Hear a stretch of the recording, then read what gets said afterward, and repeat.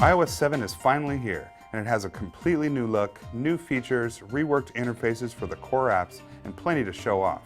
I'm only going to cover a few of the changes here, but there's plenty more to check out in my full review. When you first start up iOS 7, you'll notice immediately the new passcode screen, colorful icon designs, and flattened buttons. This is the first time there's been a major redesign since the iPhone was released in 2007, so it can be a little jarring at first for longtime iOS users. Still, I got used to the new look pretty quickly, and I like what I see so far. To get started, let's check out the new Control Center. A feature already available in the Android OS, the Control Center gives you easy access to adjust your most used settings, and all it takes is a swipe up from the bottom of the screen.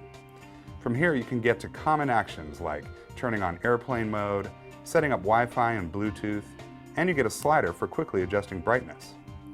You also have music controls and buttons across the bottom for quick access to the flashlight, setting your alarm, opening the calculator, and bringing up the camera. You can access the Control Center from any screen, so you don't have to dig through the settings anymore. Next, let's look at Safari. Apple's mobile web browser finally has a unified search and address bar at the top, so you can just type in a search term or URL and you're off and running.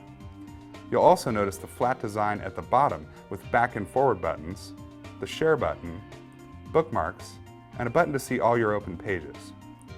Browsing through open websites is a much better experience than before, letting you swipe to browse, tap to open the page, or swipe to the side to close it.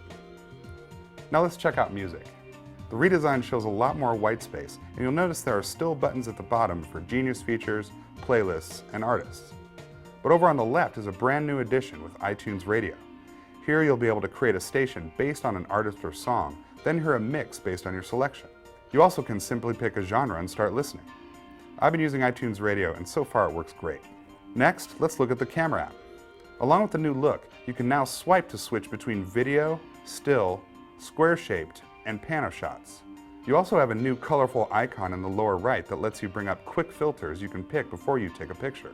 When you want to browse your shots, the Photos app got some cool changes as well, sorting your photos by year in a huge mosaic.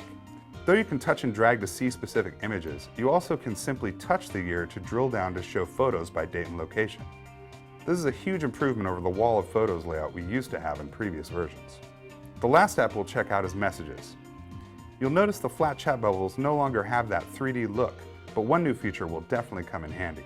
A quick swipe to the left shows the time each text was sent, where you only had a general sense of the time in previous versions of the OS.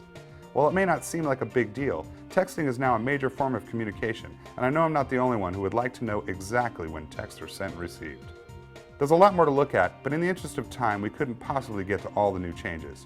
Read my full review for a complete breakdown of new features in iOS 7. Thanks for watching, everyone. This has been a first look at iOS 7. I'm Jason Parker for CNET. See you next time.